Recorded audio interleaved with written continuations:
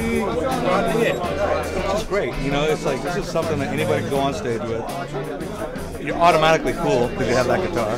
Heavy on the rust. It's Mojo, baby. Mojo does. Today we're having the Fender Roadshow. It's a Custom Shop Roadshow.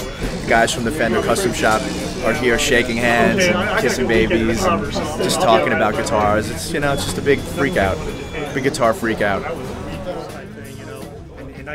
Greg Fessler's here this year. Last year was Dennis Galuska and Mark Hendrick. And each of them add their own thing to the guitars, you know, like each have their own way of setting up the guitar, the way maybe they antique the guitar. He's the king, man. Almost Tommy's the king. The best. Yeah, we go to other dealers. We go to the best dealers. That's why we keep coming back here. It's so cool to come to a store like this because Tommy and his staff totally get what we're about. Sometimes you build these guitars and they go to dealers and it doesn't translate. It stops. And the thing with like Tommy, it's just that they really want to know. You know, they want to know, why is this cool? Why are you doing that? You know, can we do this? What if we did this? Does it work like that?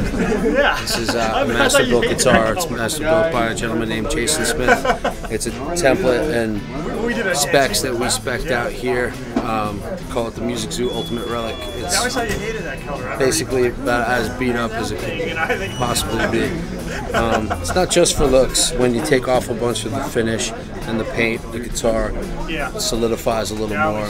It tends to get a little bit louder over time as moisture escapes the wood. So it's really what it is. They're building guitars to try to replicate what vintage guitars have turned into.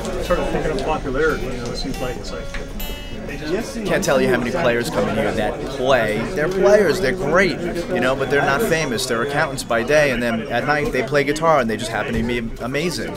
And we're able to kind of still represent them and like treat them like a rock star. Oh, you want that kind of neck on the guitar? No problem. Like a guy out here, you know, he's not going to be able to go to the custom shop in California, you know, but he can come down and talk to Tommy, who's been there a bunch of times, and Tommy can just like totally help him through that process. That's great. I mean, we've seen a lot of stuff, and I've never seen that before. Never even thought about that. Yeah, I mean, we get great ideas from the customers too. Sometimes somebody will come in and say, "Hey, can you do this?" And we're like, "Wow, I never really thought of that. That's brilliant." You know, we get the harebrained, you know, like, "Where, you know, I want a toaster attached to my," you know, it's like, come on.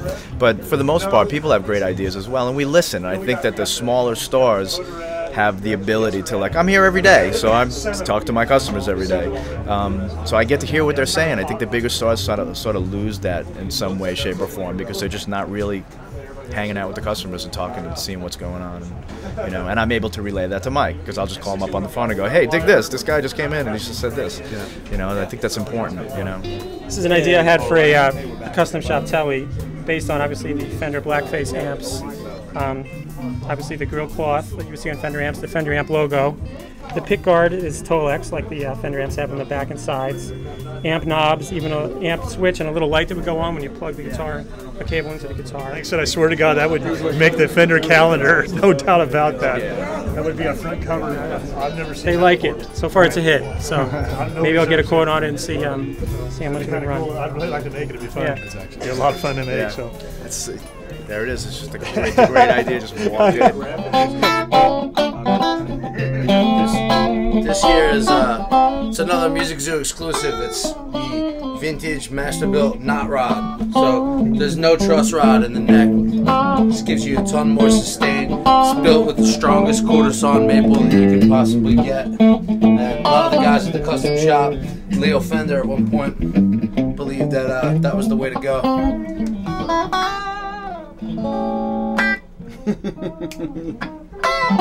We're always encouraging somebody to think of a new idea or come up with something, a better idea. Anybody, even the guys in the factory. If some guy at Tune Tester on the line has a better way to do something, they're going to listen to that guy, and that's the way it's going to be. You know, if they find out it works out right. So it isn't just the master builders, but it's the whole factory and the whole company as far as that goes. G.E. Smith, he has a lot of vintage guitars. I mean, a lot more so than I've seen a lot of people own. GE will be the first one to tell you that they're making the guitars better now than they ever have done at Fender. He'll be the first guy to tell you that. There's a trade show every 6 months, once in Nashville right now and one's in Anaheim, California in January. And for those trade shows, we bring the best of the best that we make, And basically, I'll go to the builders and I'll say, "Hey, man, make whatever you want." And they just go nuts. It's great because there's no agenda. There's no consumer telling them what neck shape. Yeah, and so these guys just sit there and pour their heart into the stuff that comes to that show, and then Tommy comes in and buys it all the first day. I'm curious about the guitars that the Custom Shop built for Gretsch. The Gretsch, the White Falcons, and the 6120s and so forth. Yeah, we're doing it. I mean, if anything you want to do, we'll do it. So just come and talk to me afterwards, and I'll get you taken care of. Okay? A lot of the guys on the forum now are going on. They go, "Hey, how come you don't do any of the shiny guitars?" I think we ruined everything. I responded to the guy. I said, "You got to give the people what they want, and right now they want relics. You know, people want relics, but it's like time to play for 30 years and get making relics, right?" Yeah.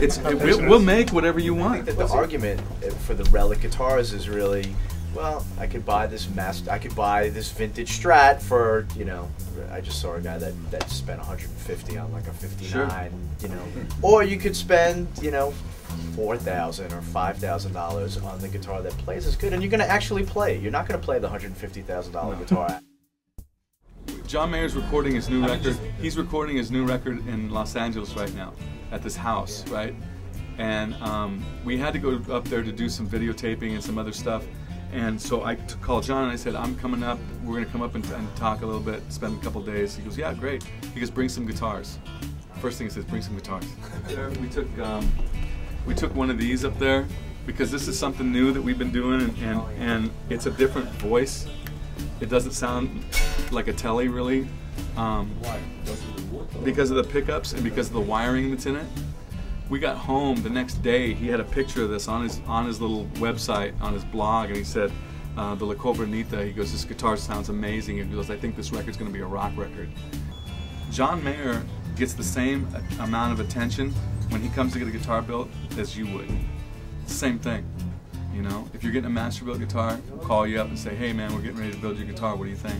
Like you just get that feeling of, wow, okay, this is being built like by fans for fans. It's kind of cool, It's a great place to work. It's a great job to have. I told Jimmy Vaughn, I said we were taking some guitars apart at this hotel room in Austin, and Jimmy was sitting there and he's going, "Man, I guess there's other things you could be doing on a Saturday." And I go, "Yep." I go, "It could be worse. I could be making bumpers instead of fenders." Man, I really appreciate my job and the people I work with and the people I work for and stuff, and it's just cool, We're here.